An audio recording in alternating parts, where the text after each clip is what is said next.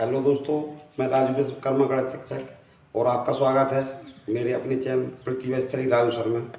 आज की वीडियो में हम कक्षा 10 की गणित की प्रश्नावली 3.1 जिसका अध्याय का नाम है द्विचरीय समीकरण। तो द्विचरीय समीकरण क्या हैं और कैसे बनते हैं और उन्हें कैसे सॉल्व किया जाता है, क्या उनकी विधियाँ हैं, इस अध्याय में हम जानेंगे। और चर, एक चर, दो चर और तीन चर, चरों को जो प्रश्न बनता है कि एक चरी समीकरण क्या है, द्विचरी क्या है। तो चरों की जो बात है हमने हमारी पिछली वीडियो में की है, शायद सबसे पहला वीडियो है हमारा, उसमें हमने चरों के बारे में अच्छे से समझाया है। उस वीडियो को देखकर चरों के बारे में पढ़ें और आज की वीडियो में कक्षा 10 की प्रश्नावली 3.1 को सॉल्व करना सीखें। आइए जाना क्या है प्रश्नावली 3.1। प्रश्नावली 3.1 का पहला प्रश्न है, आफ्ताब अपनी पुत्री से कहता है 7 वर्ष पूर्व मैं तुमसे 7 गुनी आयु का था, अब से 3 वर्ष बाद अब से केवल 3 गुनी आयु का रह जाऊंगा। इस स्थिति में बीजगणितीय और ग्राफीय रूप में व्यक्त कीजिए। सबसे पहले जो हमारे पास प्रश्न है इसमें कुछ शब्द हैं, जैसे इसमें ये लिखा है 7 वर्ष पूर्व, और इसमें एक और शब्द लिखा है इधर 3 वर्ष बाद। बस इन दोनों बातों को यदि हमको इसका मीन्स मतलब आता है तो हम इसका जो समीकरण है द्विचरीय समीकरण जरा में बना लेंगे। इनकी समझ होनी चाहिए। तो जब प्रश्न में जब ये बात आएगी तो हम इनको वर्णन करेंगे कि ये क्या है। सबसे पहले अब इसमें मानेंगे, माना आफ्ताब की वर्तमान आयु।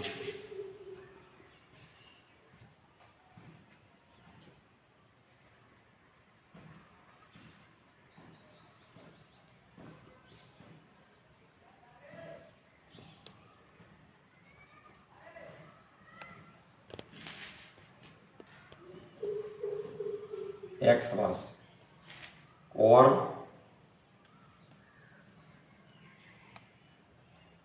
उसकी पुत्री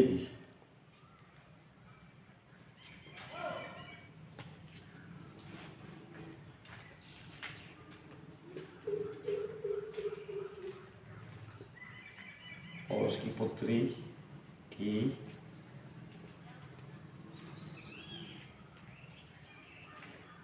वर्तमान आयु 12 वर्ष। अब हम वर्तमान आयु के बाद अब हम प्रश्न में आते हैं। इसमें लिखा है आफ्ताब अपनी पुत्री से कहता है 7 वर्ष पूर्व का मतलब होता है पहले। जैसे आज हमारी आयु 15 वर्ष है तो 7 वर्ष पहले के लिए हम 15 में 7 कम करेंगे। इसी प्रकार वर्तमान आयु इसमें x वर्ष है तो 7 वर्ष पहले के लिए हम इसमें 7 कम करेंगे, तब लिखेंगे कि 7 वर्ष पूर्व आफ्ताब की आयु। 7 वर्ष पूर्व आफ्ताब की आयु।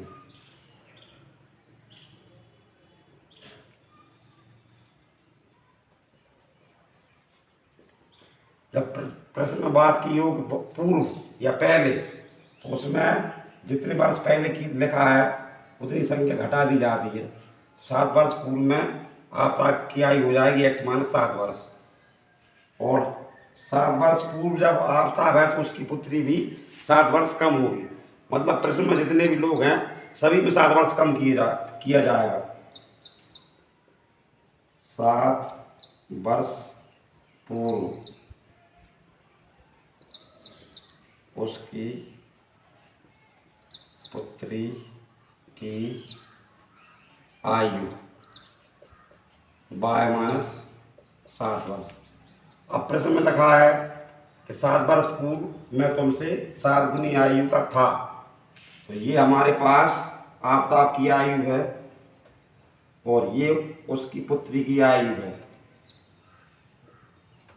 अब स्पष्ट है प्रश्न में कि आफ्ताब इसका पिता है तो इसकी आयु ज़्यादा है और इसकी आयु कम है। अब हमें इन दोनों की आयु को बराबर करना है, तो बराबर करने के लिए 7 का गुणा है 7 गुनी इसमें करेंगे यदि हम 7 गुणा इसमें करेंगे तो ये आयु इससे और ज़्यादा हो जाएगी, बराबर नहीं हो पाएगी। बराबर चिन्ह का मतलब होता है दोनों तरफ की संख्याएं बिल्कुल बराबर हैं, इसलिए हम 7 गुनी जो 7 का गुणा है इसमें करेंगे। अब इसका अंदर गुणा करके समीकरण बनाएंगे। x माइनस 7 बार 7 सतही 49। अब 7 बार इस साइड पक्षांतर करेंगे और 7 को भी इस साइड पक्षांतर करेंगे तो ऋण धन हो जाएगा।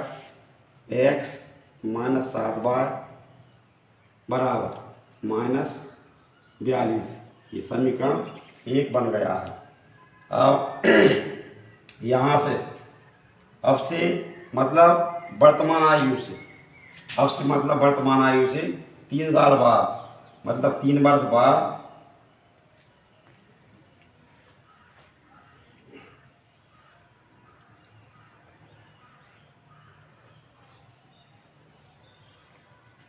आप की आयु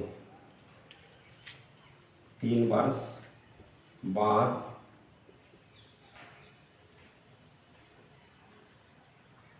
आफ्ताब की आयु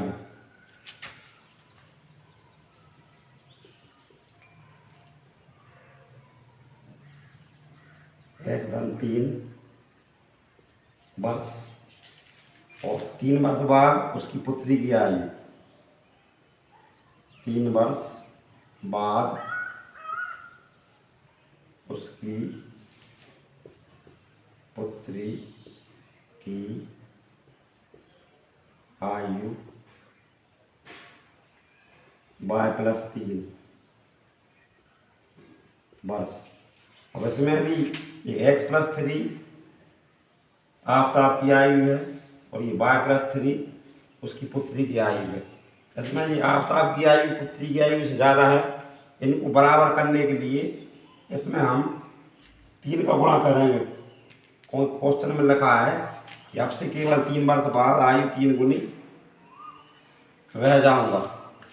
अब 3 का अंदर गुणा करेंगे x+3 = 3y+9। इनका भी हम पक्षांतर करेंगे। x - 3y बराबर 9 और -3 x - 3y बराबर 6। समीकरण 2।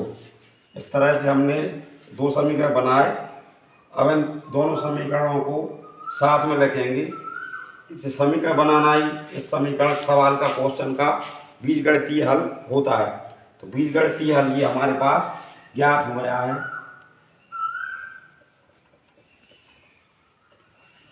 बीजगणितीय हल दोनों समीकरणों को साथ में लिख देंगे तो बीजगणितीय हल हमको प्राप्त हो जाएगा। ये एक समीकरण है x - 7y बराबर 42 और x - 3y बराबर 6।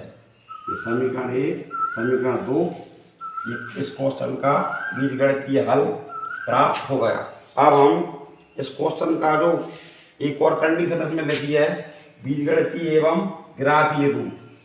अब इसका हम ग्राफीय रूप निकालेंगे।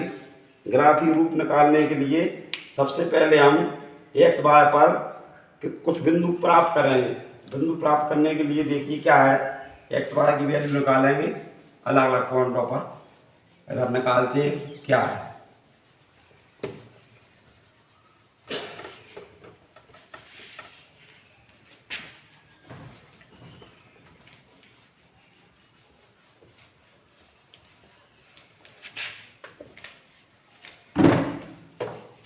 अब हमारे पास बीजगणितीय ग्राफीय हल के लिए 2 समीकरण हैं। इनमें से सबसे पहले समीकरण 1 लेंगे। समीकरण 1 से ये समीकरण 1 है। समीकरण 1 में से हमने समीकरण 1 ही लिख लिया सबसे पहले। x बराबर 7y x - 7y बराबर -42 और 7y इसमें से पक्षांतर करेंगे तो x बराबर संख्या हो जाएगी 42 + 7y।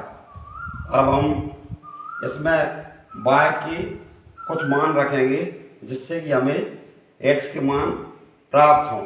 मान कुछ इस तरह से रखेंगे, रख तो कुछ भी सकते हैं, लेकिन कुछ ऐसे मान रखेंगे कि हम सरलता से ग्राफ को समझ सकें। इसलिए हमने y बराबर 5 रखने पर ये जो संख्या हमने y बराबर 5 रखी है, इसमें आवश्यक नहीं है कि आप 5 रखें। -5, 1, 2, 3, 4, 5, 6 और कितनी संख्या कुछ भी रख सकते हैं।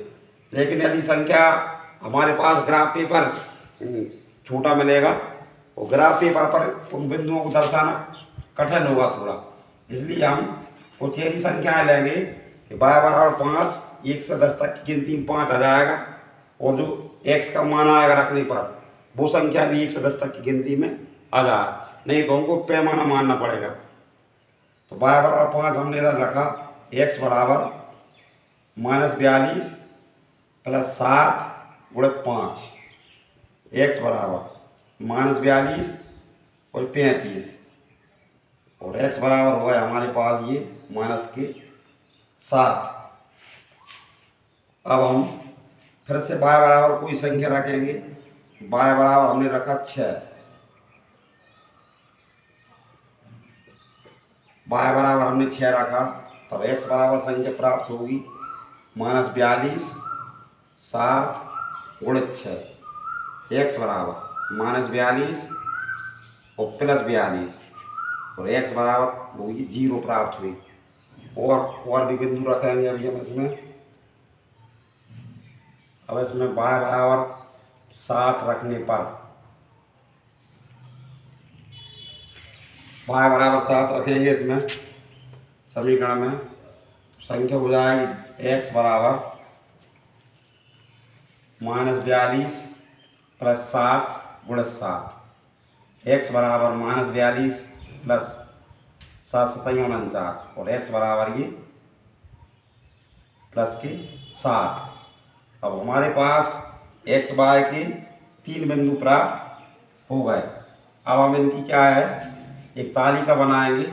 अभी रफ्तार में इधर बना लेते हैं क्योंकि बोर्ड पर हमारे पास जगह थोड़ी कम है। तो हमने ये x y की एक टेबल बनाई, 3 मान है हमारे पास, y के मान हमने रखे 5, 6, 7 और x के मान प्राप्त हुए -7, 0 और +7।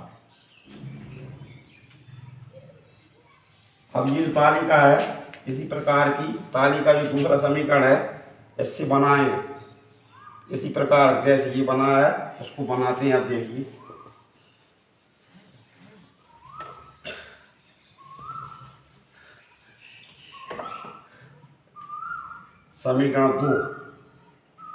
समीकरण 2 लिखेंगे x -3y बराबर 6। यहाँ से हो जाएगा x बराबर 6 + 3y। अब हम इसमें भी y के ऐसे मान रखेंगे कि जिससे हमें ग्राफ पेपर में जो 1 से 10 तक बिंदु अंकित किए जाते हैं वो हमें सरलता से मिले। तो सबसे पहले हमने इसमें y बराबर -2 लिखा, y बराबर -2 रखने पर y बराबर -2 जब रखेंगे x बराबर संख्या आएगी 6, 3 × -2। तो x बराबर संख्या आएगी 6 और -6 और 6 में जब 6 घटाएंगे तो x बराबर 0 आएगी। इसके बाद y बराबर रखेंगे हम -3 रखने पर y बराबर -3 रखेंगे तो संख्या आएगी x बराबर 6 + 3 × -3, 6 ± और 3 × 9, 9 में से 6 घटाएंगे तो हमारे पास संख्या आएगी -3। अब इसके बाद एक मान और प्राप्त करेंगे, y बराबर 0 ही रख लो या -1 भी रख सकते हैं, ठीक है, -1 ही रख लेते हैं, चलो -1। तो x बराबर संख्या आएगी 6 × 3 × -1, 3 एकम 3 और x बराबर ये +3। इस तरह से x y के विभिन्न मान प्राप्त हुए। इसकी भी हम एक अदर तालिका बना रहे हैं, इसकी एक तालिका इधर बना रहे हैं x y।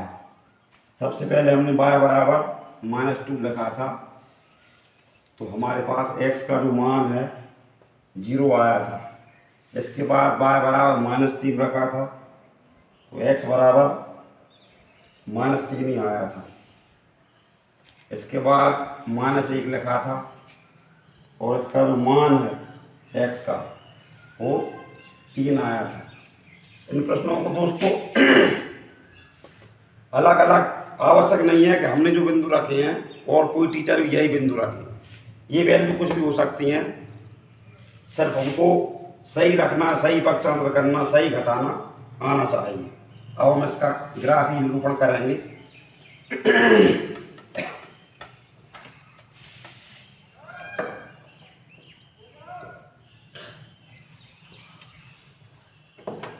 ग्राफी निरूपण करने के लिए ग्राफ पेपर जैसा हमें डायग्राम बना रहे हैं, ग्राफ पेपर बना रहे हैं।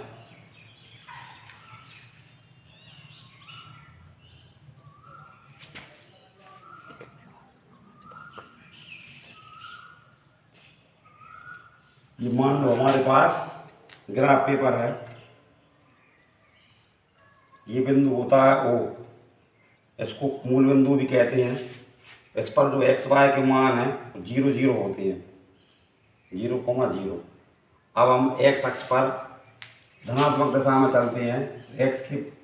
x के मान, ये मानों के लिए चिन्ह है और ये 1 सेंटीमीटर दूरी पर है। इनके बीच में 10 मिलीमीटर होंगे। 1 2 3 4 5 6 7 8 9 और ये 10 और इसका नाम है x अक्ष। अब जो दूसरी साइड है, इस साइड एक माइनस में होंगे सेम, -1 -2 -3 -4 -5 -6 -7 -8। इसके बाद ये y अक्ष है, y एक्सिस, और ये माइनस है x डैश, इसको x डैश बोलेंगे या माइनस x अक्ष भी कह सकते हैं। ये y डैश है या y अक्ष। अब इस पर जो y चले वही सेम प्रोसेस है।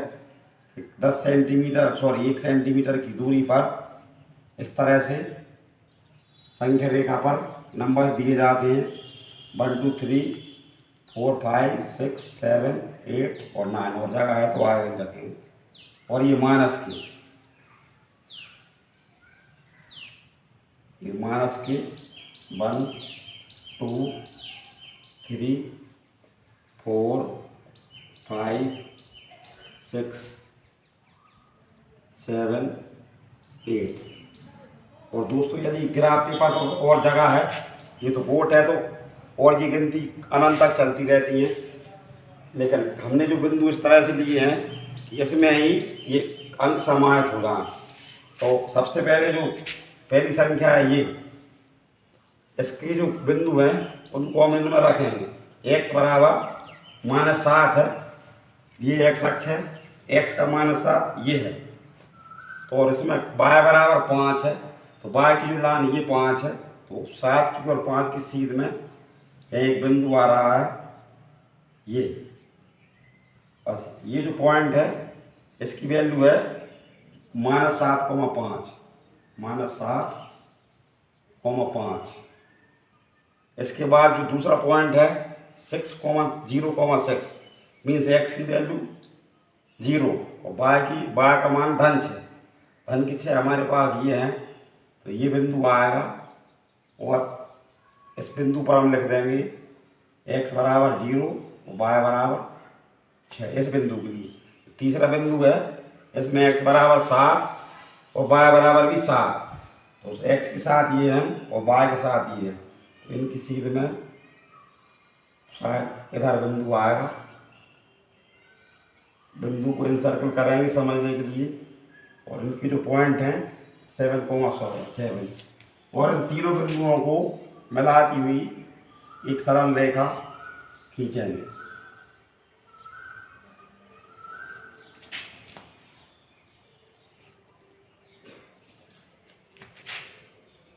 और ये जो पहली रेखा है इसमें जो पहला समीकरण था हमारा x माइनस 7y बराबर -42। अब इसका दोस्तों काम खत्म हो चुका है। अब जो दूसरी तालिका है इसको रखेंगे हम इसमें। दूसरी तालिका में सबसे पहले x बराबर 0 y बराबर -2, तो ये है। इस पॉइंट पर हम जो कोऑर्डिनेट से निर्देशांक हैं इनको रखेंगे 0, -2। इसके बाद दूसरा पॉइंट है x = -3, x की वैल्यू -3 ये है, तो y का मान भी -3 है, तो ये x के -3 और ये y के -3।